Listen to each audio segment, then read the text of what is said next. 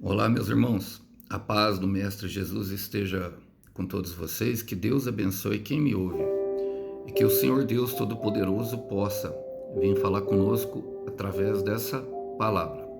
Palavra que é poderosa para nos levar além. O texto hoje para nossa breve conversa encontra-se no Evangelho de Jesus Cristo, segundo Mateus, capítulo 14. Quero ler com vocês o versículo 13 em diante. Diz assim: Logo que Jesus ouviu a notícia, partiu de barco para um lugar isolado, a fim de ficar só. As multidões, porém, descobriram aonde ele ia e o seguiram a pé, vindas de muitas cidades. Quando Jesus saiu do barco, viu a grande multidão, teve compaixão dele e curou os enfermos. Ao entendecer, os discípulos foram até ele e disseram: Este lugar é isolado e já está ficando tarde. Mande as multidões embora, para que possam ir aos povoados e comprar comida. Não há necessidade, disse Jesus. Providencie em você mesmo alimentos para elas. Eles responderam: Temos apenas 5 pães e 2 peixes. Tragam para cá, disse eles. Em seguida mandou o povo se levantar, sentar-se na grama, tomou os 5 pães e os 2 peixes, olhou para o céu e o abençoou. Então partiu os pães em pedaços e entregou aos seus discípulos, que distribuíram às multidões. Todos comeram à vontade, e os discípulos recolheram 12 cestos de sobras. Os que comeram foram cerca de 5.000 homens, sem contar mulheres e crianças. Glória a Deus por essa palavra. Creio que todos já identificaram uma passagem bastante conhecida que fala justamente, irmãos, da bondade, de como Deus se importa com cada detalhe da nossa vida, irmãos. Até mesmo com as nossas necessidades mais básicas, como, por exemplo, alimento. E sim, na verdade, é uma necessidade física, totalmente fisiológica, e que nós precisamos nos alimentar, e Deus se importa, irmão, com tudo. Jesus Cristo é a expressão perfeita do caráter do Pai. Mas eu creio que essa palavra aqui, ela vai de encontro a um coração ou a alguns corações que têm passado por bastante dificuldade, independente da área que seja, até mesmo na área emocional, que era a dificuldade em que Jesus passava, porque a palavra começa falando que ele saiu para um lugar só, porque foi logo após o momento em que seu primo, João Batista, foi decapitado. E eles cresceram juntos, eles eram muito amigos, pelo que parece. Maria e Isabel tiveram praticamente os 2 filhos juntos. Maria foi passar um tempo com Isabel durante a sua gravidez, porque pelo que parece José não estava muito bem, concordando muito com a gravidez de Maria, do Espírito Santo, deixando ali Deus o convencer. Muitas vezes nós passaremos por momentos em que a dificuldade será extrema, e Jesus não se negou, mesmo depois da morte. E eu quero fazer as aplicações pertinentes a esse texto para nós, porque ela falou: logo que Jesus ouviu a notícia, essa notícia, partiu de barco para um lugar isolado, a fim de ficar só. Irmãos, e o que Jesus faz, o que Jesus mostra para nós é o que deve ser seguido, é o maior exemplo. Às vezes vamos precisar parar para respirar. Todos passam por dor. Nesse momento é preciso parar para recobrar as forças. Ele foi para um lugar a fim de ficar só. Então, no momento de dor, no momento de aflição, no momento em que o coração está sob a influência de muitos sentimentos, não tome decisão. Quando Jesus saía para ficar só, meu irmão, era para orar. Então, uma oração, quando nós oramos com o coração sincero e apresentamos as nossas queixas, e quando eu falo as nossas queixas, os nossos sentimentos mais intensos ao Senhor, pode se resolver ali. Deixa Ele acalmar o seu coração, porque muitas vezes quando o nosso coração está inflamado com os sentimentos, nós não conseguimos ouvir a Deus. Em Salmos 42, versículo 8, eu vou ler o versículo 8, mas no versículo do 1 ao 3, Davi chega a mencionar, falando que as minhas lágrimas me alimentam dia e noite. Você pensa a prova que ele estava passando? Mas no versículo 8 ele fala: mas para vencer tudo isso, conceda-me, Senhor, o seu amor cuidadoso e constante de dia. Ou seja, ele está a todo momento o amor do Senhor ali. Está disponível, irmão, basta nós acessarmos. Ele fala: e durante a noite quero cantar em seu louvor e orar ao meu Deus. Por que durante a noite, meu irmão? Porque é nos horários de trevas que nós devemos nos manter justamente do lado do Senhor. Por quê? Ele fala: e ao orar ao meu Deus que me dá vida. É através da oração que vai fluir vida em nosso coração. Então permaneça fiel. Por isso Jesus saía. E o que aconteceu? Fala, as multidões, porém, descobriram para onde ele ia e o seguiam a pé, vindo de muitas cidades, meu irmão. E eu gosto dessa parte porque, irmãos, as multidões seguiam ele a pé, vindo de muitas cidades. Aqui não importa a distância, o que eles queriam. Queriam ficar perto do mestre. Então, o que nós aprendemos com essa multidão? E essa multidão, para mim, ela fez o certo. Por quê? Porque quem quer, meu irmão, vai atrás. Eu quero repetir. Quem quer, faz atrás. Irmão, toda vez que eu quis usar droga, eu fui atrás. Eu não tinha dinheiro nenhum e eu até roubava para isso. Até cheguei a roubar aqui da minha própria casa, muitas vezes isso. Quem passa pela essa dificuldade de droga sabe o que é conviver com uma pessoa adicta dentro de casa. A droga por si mesmo já vai deformando a pessoa e ela não consegue trabalho, não consegue se manter firme em lugar nenhum. Com o passar do tempo, logo o dinheiro, a escassez de dinheiro vai chegar e o que ela vai fazer? Ela vai ter que fazer com as próprias mãos. E aí ela vai entrar num pecado, naquilo que a Bíblia chama de um abismo chama o outro.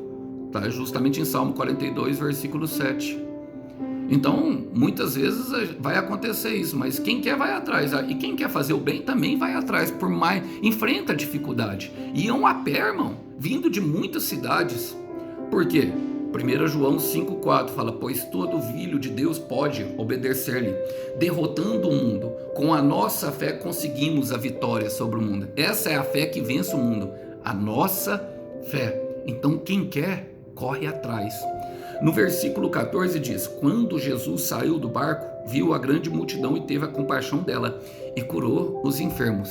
Percebe que quem vai atrás, Deus tem compaixão de quem vai atrás? Em outras versões fala que eles pareciam como ovelhas dispersas, sem pastor, mas o nosso pastor é o Senhor. Ele se importa sim, meu irmão.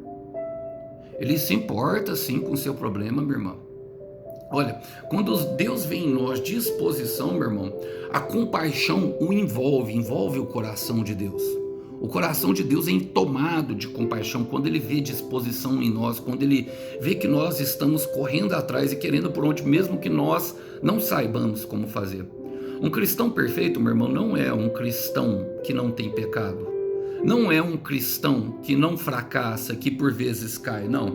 Um cristão perfeito, aquele que é justificado pelo sangue do Cordeiro, é aquele que, reconhecendo os seus fracassos, prossegue para o alvo. Eu quero repetir, um cristão perfeito é aquele que, reconhecendo os seus fracassos, não desiste, continua prosseguindo para o alvo. Então não pare porque ficou difícil, não pare porque a situação, sabe, tá impossível. Inclusive o nosso Deus é o Deus do impossível, essa é a especialidade dele. Olha, aquelas pessoas foram atrás, meu irmão, sabe, no meio de um deserto. Eles estavam no lugar deserto e nós vamos chegar lá. Por quê? A palavra fala em Salmo 103, versículo 13: como um pai que ama e compreende os seus filhos, assim o Senhor é bondoso e compreensivo, compassivo com aqueles que o respeitam e lhe obedecem. E essa palavra respeito, na etimologia da palavra, significa fobeu, ou seja, temor. Que tem temor a Deus. O temor, meu irmão, é justamente que atrai justamente a compaixão de Deus. No versículo 15, continuando a nossa linha de raciocínio, a palavra fala: ao entardecer, os discípulos foram até ele e disseram: este lugar é isolado e já está ficando tarde. Mande as multidões embora para que possam ir aos povoados e comprar comida. Entardecer fala do momento em que vai escurecer, irmão, do momento em que vai ficar mais difícil as coisas, do momento em que as trevas começam a se formar. Quantas vezes nós passamos por esses momentos em que, na nossa busca desvairada pelo Mestre, começamos de fato a buscar e parece que as coisas vão ficando mais difíceis. Chegamos num lugar deserto, lugar isolado. Aqui fala de um lugar deserto. Quantas vezes nós estamos assim? Mas os discípulos, eles mostram uma boa atitude, irmão. Como? Resolva o problema na dependência do Mestre. Falar com ele. Falar com o Mestre pode resolver muitos problemas. Falar com Deus. É falar com Deus, irmãos. Olha, e apresente a forma como você quer falar. A forma como os discípulos mostram o que está no coração deles. Ou seja, irmão, cada um por si. Mande as multidões embora para que possam ir provado comprar, ou seja, faça eles pagar o preço deles, não é verdade? Faça eles, sabe, darem conta de si mesmo. Mas muitas vezes, irmão, o Senhor quer nos ensinar outro tipo de situação no meio da dificuldade, no meio da escassez. Em Provérbios 19, versículo 21, a palavra fala que o homem sonha e faz planos, mas é o Senhor que realiza a sua vontade, ou seja, os propósitos do Senhor é que prevalecem. Muitos são os planos do homem, mas é o propósito do Senhor que prevalece. E no versículo 16, os mestres respondem, ele fala, não há necessidade, disse Jesus, providenciem vocês mesmos alimentos para eles. Quantas vezes, irmão, estamos no mesmo deserto que o povo, estamos sofrendo o mesmo tipo de aflição, estamos na mesma caminhada, padecendo das mesmas necessidades, e o mestre fala, vai lá, alimenta. Sabe por quê, meu irmão? Só vai se assentar na mesa do céu quem aprender a compartilhar o pão. Eu quero repetir, só vai se assentar na mesa do céu a quem aprender a compartilhar o pão. Deem vocês mesmos a ele. E muitas vezes, irmão, a resposta não será a que nós esperamos. Por quê, irmão? Jeremias 33:3, a palavra diz, clama a mim e responder-te-ei coisas grandes e firmes que estão ocultas, ou seja, que não sabem. Irmão, esse é um versículo poderoso. Quando nós clamamos por socorro, e o clamor fala de um pedido de socorro, que era justamente o que os discípulos apresentavam ao mestre, o Senhor revelará coisas grandes que nós não sabemos, coisas firmes. E o que é firmeza, irmão? Senão as convicções que ele planta em nós por meio da fé. No versículo 17, eles responderam. Continuaram com a sinceridade do coração, irmão. Temos apenas 5 pães e 2 peixinhos. Aleluia! Irmão, não despreze o pouco que você tem. Não despreze o que você tem. Eles não tinham nada, mas você tem 5 pães e 2 peixinhos. Eles não têm experiência com o mestre, você já tem experiência com o mestre, minha irmã. Eles não têm a palavra ainda da promessa, mas você já carrega uma promessa, minha irmã. Eles talvez não tenham ainda nem amor, e talvez ainda estejam arredios, não tenham, sabe, compaixão, não tenham amor no coração, porque não andaram com o mestre. Não é na horizontal que nós demonstramos amor, meu irmão, é na vertical. Nós recebemos do mestre e passamos para o próximo. E é isso que o mestre está tentando mostrar nessa coisa. Olha, o apenas do homem, meu irmão, eu quero te dizer, é suficiente para Deus. Nós temos apenas 5 pães e 2 peixinhos. O nosso apenas é suficiente para Deus. O nosso pouquinho, meu irmão, Zacarias 4:10 diz que nós não devemos desprezar os pequenos começos ou os começos humildes, e que Deus se alegra de ver a obra começar. Deus se alegra de ver nós começamos com um pouco, irmão. Então faça mesmo com pouco. Jesus disse, traga para cá, disse para ele. O que nós devemos fazer, meu irmão? Entregar. Entregar, meu irmão. Entregar, irmão. Ó, traga para cá. Em seguida mandou o povo se sentar na grama. Sentar é uma posição de descanso, para que nós venhamos também aprender, meu irmão. Olha, então entregue o pouco que você tem. Traga para cá, entregue. O Senhor muitas vezes vai nos pedir para nós nos entregarmos, irmão. Entregarmos para Ele, irmão. Aquilo que nós temos, muitas vezes, olha, Abraão entregou a promessa. Muitas pessoas passaram, o único que não quis entregar foi o jovem rico, irmão. Porque no ver dele era muito, mas era pouco para Deus. Porque o que nós entregamos para ele sempre entrega 100 vezes mais. Isso é uma promessa das palavras, que nós já somos abençoados em Cristo por crer. A palavra fala em Salmo 37, versículo 5. Deixe nas mãos do Senhor tudo que você for fazer. Confie nele de todo o seu coração e ele fará o que for necessário. E necessário implica muitas vezes de não fazer a nossa vontade. Na maioria das vezes não vai ser como nós pensamos. Deus está falando aos corações aqui. O Espírito Santo está trazendo lembranças. Entregou, irmão? Agora descansa e aprende, que é o que a palavra fala. Fala assim, ó. Em seguida mandou o povo se sentar na sua cama. Entregou, descansa o coração. entregou, descansa o coração. Descansa, irmão, sabe? Descansa naquele que te prometeu. Não é necessário, a palavra é essa, não é necessário, tragam para mim. Essa é a palavra.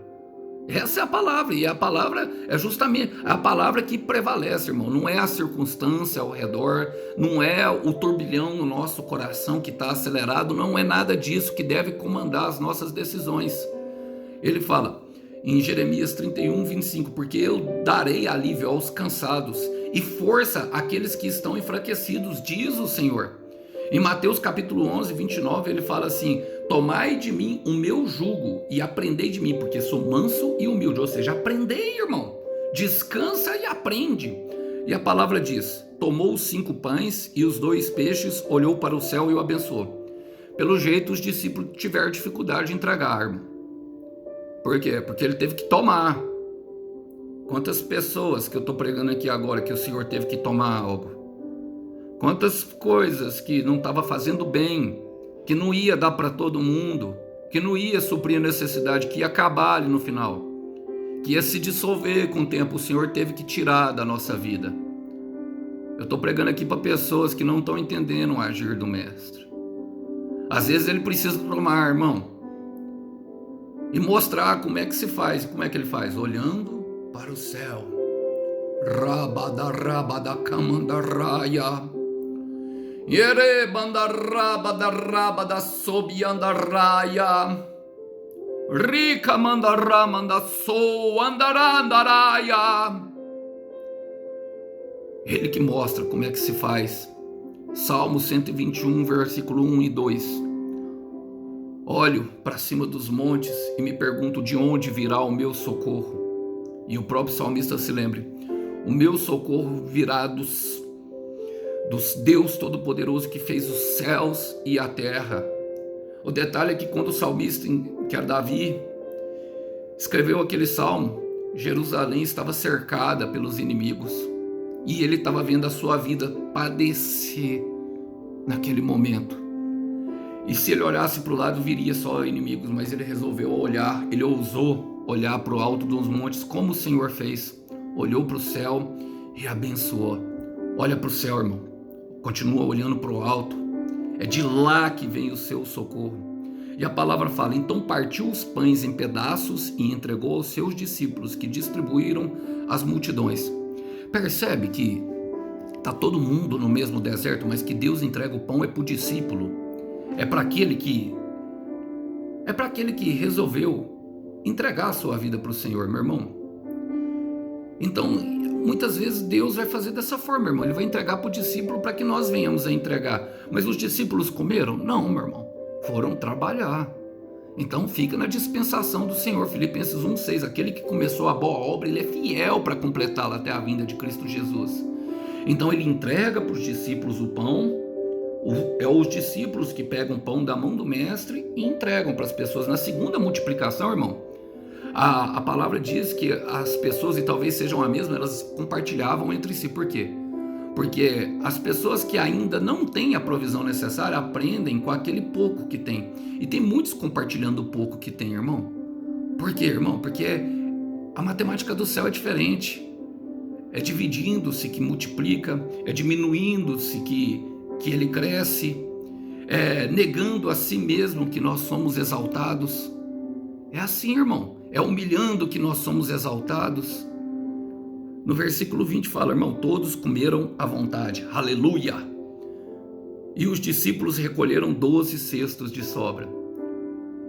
Os discípulos eram quantos apóstolos, irmãos?